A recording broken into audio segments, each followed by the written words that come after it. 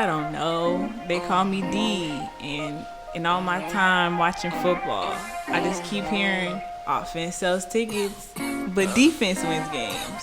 So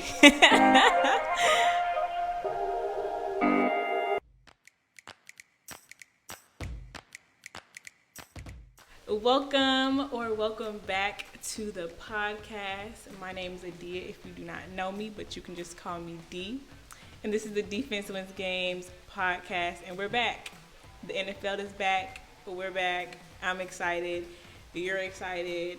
We're here. We're hype. We're here and hype. Y'all, I was so excited that the NFL was back on my TV screen. Like, you don't even understand. I was on cloud 9 all Sunday.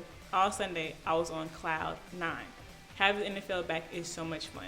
Week 1 is officially over for the 2020 NFL season.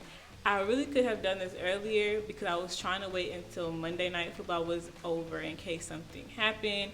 But both of those games were boring, and the second one came on at like 10 o'clock, and I went to sleep. So I really don't know if the last game had anything, but I'm pretty sure it didn't. I am just so happy that football is back. Like, you don't understand. I'm just so happy. So we have a lot to get into. I'm going to touch on the most important things that I took away from week 1. And I have 4 quarters today. We're going to get into some things that I was right about, some things that I was wrong about. From my last podcast, just predicting what would happen with those 2 quarterbacks, Cam and Tom, which are the top stories of the week. And so we'll get into that. So, of course, we have to start the show off with the game of the week. Game of the week was, of course, the Bucs at the Saints. Tom Brady's debut with Tampa Bay. I don't know. I feel like I kind of missed that because I didn't even really know that they were playing each other. And then when I saw it, I was like, oh my gosh, this game is about to be so good. Because, it was his debut against a really good Saints team. That didn't even come out. I couldn't even get it out. A really good Saints team. I hate the Saints so much, but they're a really good team. And I'm going to give credit where credit is due. So, let's get into this game. First of all, my takes from the game. Exactly what I thought. I said it in the last podcast that I did not believe that Tampa Bay was going to go to anybody's Super Bowl. They had all these close odds to go to the Super Bowl, and people over here betting on Tampa Bay to go to the Super Bowl. Because of what? Tom Brady? Get out of here. Cut it out. They're not going to the Super Bowl. So I hope everybody knows now they're not going to the Super Bowl. They're not going to have a bad season, but they're not going to the Super Bowl. Like, they're not. They're not a good team. Like, I won't say, they're not a good team. They're not a bad team, but they're not a good team. And Tampa Bay has always not been a good team. So you put in a little Band-Aid solution, put in this 43-year-old quarterback, and old Gronk, who just did this just because it would be a check and it would be cute to have Gronk and Brady on the same team again. They're not gonna make this team better. Like, there's 2 other units that have to be on the field. I said this to somebody else when we were talking about the game. There's 2 other units on the field. Tom Brady can't affect that. They're just very mediocre. Now they're just very mediocre. And it's even crazier because they literally got rid of Jameis because of all the turnovers he did, just to get Tom Brady to come out on the first game of the season and throw 2 turnovers in the first game. But, I mean, he's not going to just be a turnover machine like Jameis, but that's just really interesting that that's what y'all got on the first game. He has to play the Saints twice. And not only does he have to play the Saints twice, I know the Falcons aren't a good team, but we know Tampa Bay. Like, we know that team. And that's what happens. That's one of the reasons why I was always kind of critical of Tom Brady, because he's in a very easy division. So you're playing these teams that are not that good twice a year, and divisions like the NFC South, we have tough teams. These tough teams have to play each other, get to know each other, and can win a game. Like the Falcons can bring in a 1-7 team into the Superdome and beat the Saints, because we know the Saints so well that we, as a bad team that was 1-7 and a terrible team, can come into the Saints, who had a great record. I don't remember what their record was at the time, but they were great and definitely poised to go to the postseason. We can come in there and beat them. The 15-0 2015 Carolina Panthers, or 2015 Panthers that were undefeated, can come to Atlanta and get beat by a team that had won like 5 games, and we can give you the 1 loss on your undefeated season. The Falcons can do that because we know the teams. So Tom Brady is not going to have a cakewalk through the NFC South. He's just not going to have that. And I just want everybody to be prepared that he's not used to having to play tough teams and tough battles so often in the regular season. He produces in the postseason for sure, but we'll see. I just don't believe that Tampa Bay is going to do well at all. I already know they're not going to do well. The Saints are a good team, so like the defense was really good. Both defenses actually did pretty good because Drew Brees didn't do that well, like statistically, but both defenses did well. It was a very fun game to watch. But those big mistakes by Tom Brady, the interception, the pick 6, and saw a stat that this was the 3rd consecutive game that he threw a pick 6. Yikes. So yeah, Tampa Bay is not going to do that well. They're not. And when I say not going to do that well, I mean they probably will have a winning season, but the Saints are going to probably win our division. The Saints, I'm a journalist. The Saints will probably win the NFC South. And Tampa Bay is not going to the postseason. Hot take. Not so hot take. They're not going to the postseason. So all those odds are going down. I will definitely be keeping my eye on the odds to see, because those odds, people are not about to be betting on Tampa Bay, I promise you. Especially if they come out and don't look just crazy good next week, which I mean they could, and I still wouldn't be jumping up and down saying they're going to the postseason. But I told y'all, like, I'm not hype on it. I'm not hype on it. Never have been. I know Tampa Bay. I'm not hype on it. But that's really kind of all I had to say about that game. It was really interesting. It was really fun to watch. And we'll keep our eye on Tom Brady, but that man is old. The man is old. But let's move on. Okay. Secondly, I want to talk to y'all about the social justice movements that are going on in the NFL. Which is so crazy for me to say, because this is the same league that pushed out Colin Kaepernick for kneeling during the anthem, and now we got end racism on the field, and Breonna Taylor on people's helmets, and it takes all of us. And listen, I don't particularly like this social justice aspect that looks performative to me. This is what I say. Like, at the beginning, let me start from the beginning. They brought my girl Alicia Keys in to do a music video of Lift Every Voice and Sing before the games. A music video? Lift Every Voice and Sing, a music video for why? Who asked for that? Who asked for a Lift Every Voice and Sing music video? Because I sure didn't. Like, it was weird. It was just like, why?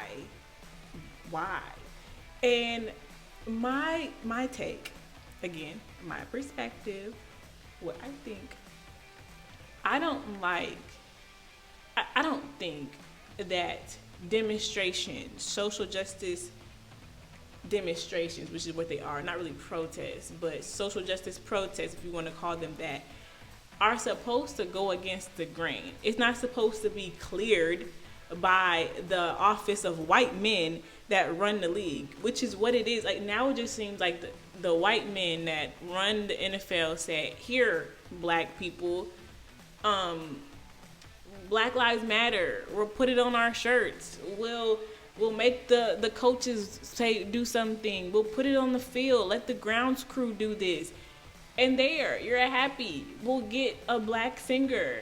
We'll get a actor to come and do a speech before it goes, and you will now be happy.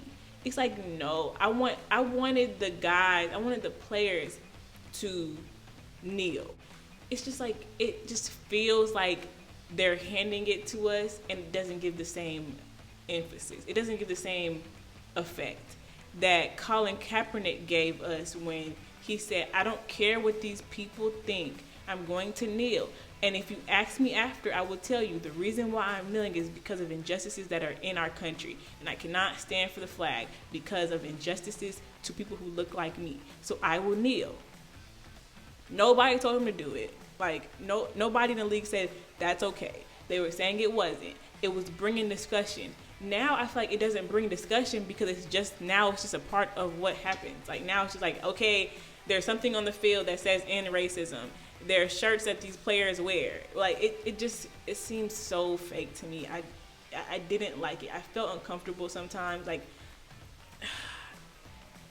I liked how the players when the Falcons and Seahawks game, when they did the first kickoff, all of them didn't move and they took a knee.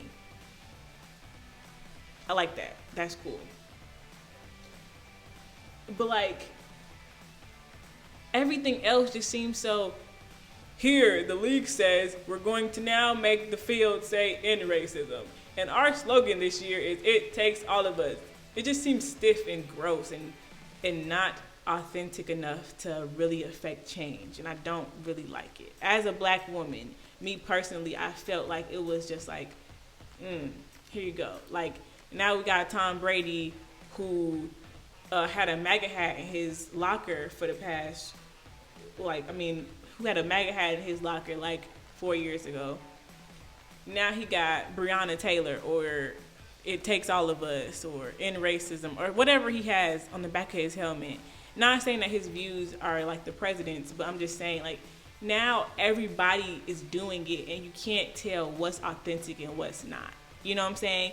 If all of the players have stickers on the back that say something about social justice, all of these players in the league don't feel this way. All of these players in the league don't feel affected by it enough to want to cause change. It's just, it sounds good. It looks good. Black Lives Matter has become a fad, and I think the NFL proved that so hard. It proved that week one was just, it's cute to be going for the blacks right now, so go blacks, do y'all's thing. But there's no real change that's going to happen because it's become so orchestrated and so okay. It's not going against any grain. I don't like it. That's my opinion. I liked Amari Hardrick's little speech about one person took a knee and then the other person took a knee. And then, Colin Kaepernick was the first person to take a knee, and then Derek, the little police officer, the ex-police officer that murdered George Floyd, he took a knee too, and it was like a parallel between the two and how they both affected change and blah, blah, blah. That was cool. Liked it, but still. And then like the Cowboys game, only one of the players took a knee.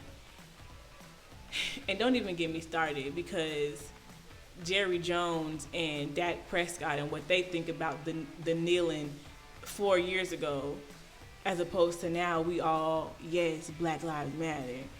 If you want to see my opinions on that, I have a video on my channel about Dak Prescott when he came out and said he wasn't going to kneel. I was hot about that. Mad is not even a word. So don't even get me started on Dak Prescott and the kneeling and the Cowboys and social justice. Yeah, don't even start. You can go look at my video on my channel. But anyways, that's what I have to say about the social justice in the league in week one. I felt weird. Maybe I'll feel better. Maybe I'll vibe with it more as the weeks go on. But I feel like people are going to forget that it even is there because it's become so like normalized, and protest should not be normalized, and demonstration should not be normalized because it takes away the effect. That's my thoughts. Black girls speak. Hear what I have to say or don't hear what I have to say. And let's move on.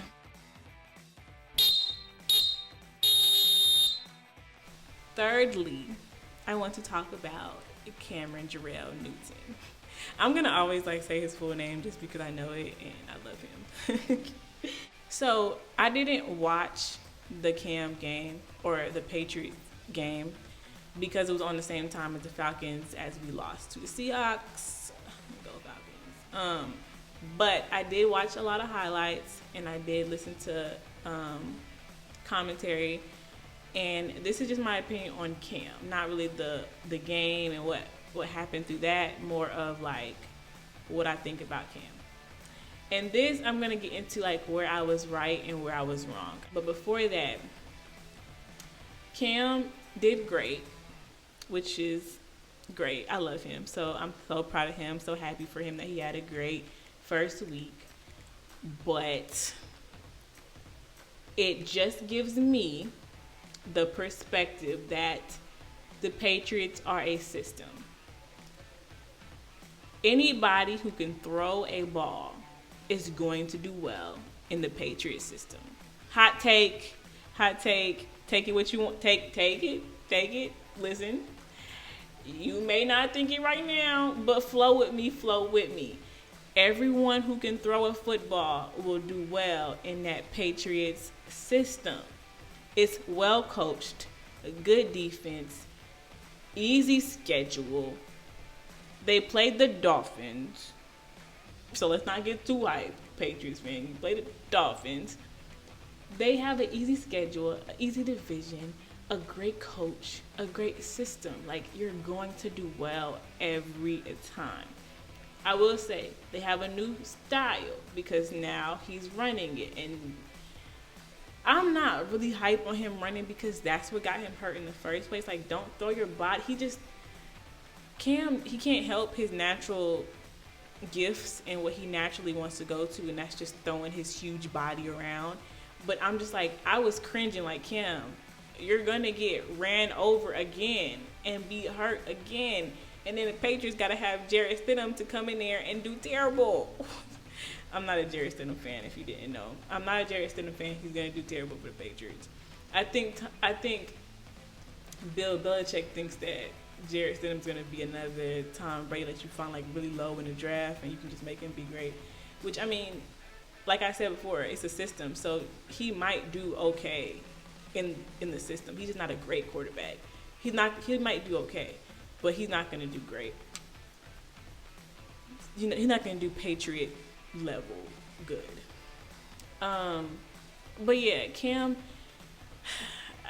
he looks very comfortable. He looks very happy, and he was so grateful and thankful that he was a part of this amazing team and And I'm yes, I want y'all to know that it's because of the team.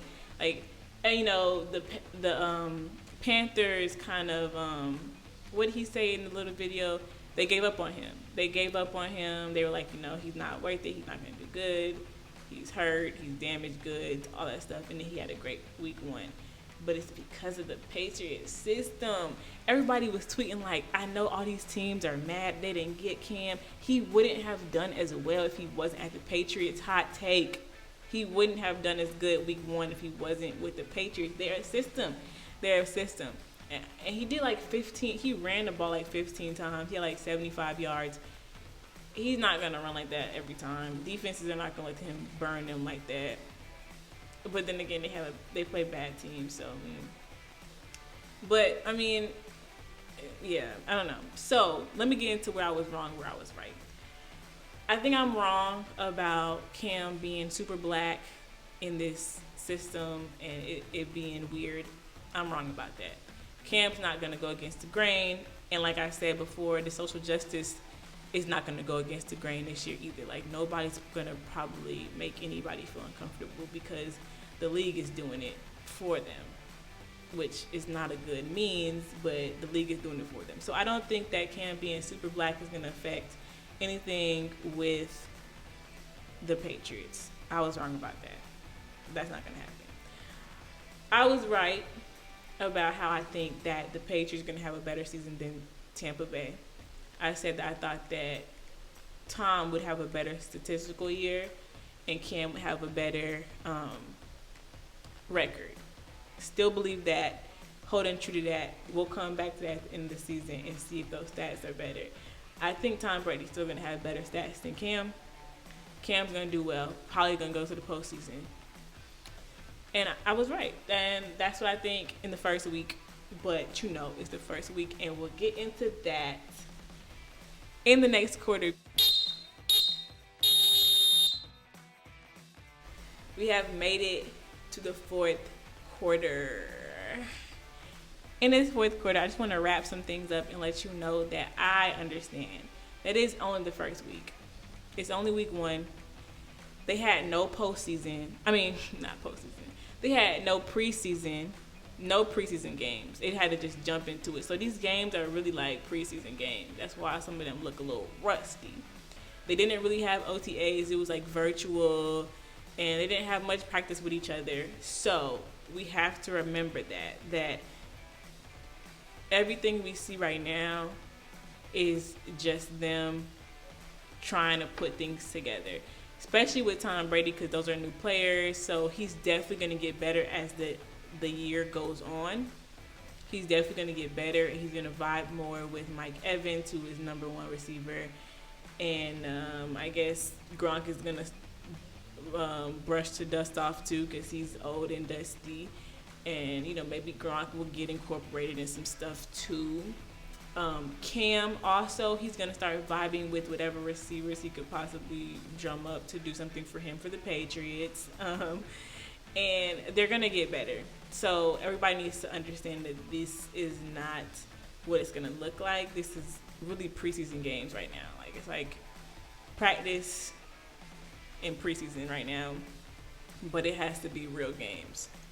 So I understand that. I know that people are overhyping, people are underselling, people are over-exaggerating, people are getting sad, people are getting really happy, who are going to not feel the same way when the season's over.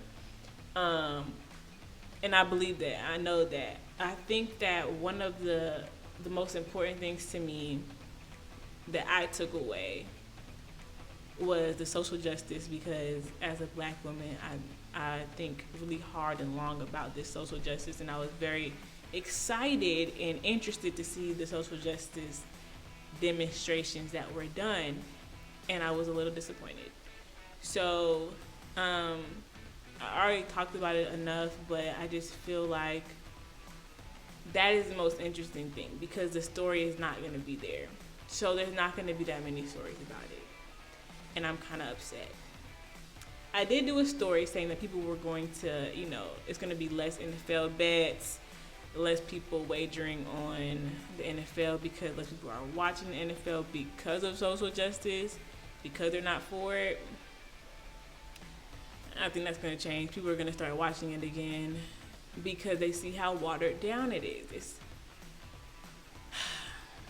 It's watered down to me. But whatever, you know. That's just my take. And I just have to sit on that and deal with that. And yeah, I'm super excited to see how this season goes. Oh, the no fans. So the Chiefs game, they had fans in there because, you know, it was their ring ceremony, it was their banner dropping thing and all that stuff. They had fans there. But really, everything else, I didn't really notice that the fans weren't there. Those artificial sounds are really good. They do like the booing if it's a bad call, and like they do like cheers, you know, if they see a flag, they do sound. It was really on point. I actually really enjoyed that, because I could not tell that there were no fans in the stands until they like panned to like the stands, or like a kick was going up and you could see the stands. I didn't really notice. I hope that the players weren't too affected by it. It didn't seem like they were. I know they feed off of energy, so that probably was kind of weird for them. But through the TV, I couldn't tell. So it wasn't weird to me. I don't know if anybody else feels differently. It wasn't weird to me. And I know that some teams are planning on opening their doors and letting some fans come in as the weeks go on. So that'll be interesting. If the Super Bowl is allowed to be, I doubt we're gonna be able to go to the Super Bowl, because Super Bowl is so many people in February. Yeah, I don't know if we're gonna have a Super Bowl that you can go to. But Tampa Bay trying to let people come to their games. Interesting. Anyways, that's really it. I just kind of wanted to talk to you about how week one was week one, and that we shouldn't put too much stock into it because there was no preseason, and everybody's a little rusty. So I really enjoyed week one. I was super excited. Let me know, comment below what you think. What was your favorite part of week one? Like, was it the game? Was it a game that stuck out to you? Was it a matchup? What was your favorite part of week one? Mine was Tom Brady not doing well. I love games where I want both teams to lose because I have so much fun with those games. Like, I wanted both of them to lose. I didn't care if the Saints lost, if the Bucks lost. Either way, I won. I love those games. So either way, I was happy. I would be happy if the Saints lost. I'd be happy if the Bucks lost. Tom Brady is the only person who can make me cheer for the Saints. It's crazy because I was actually kind of cheering for them because I wanted him to lose. But that was my best part of week one because my team lost.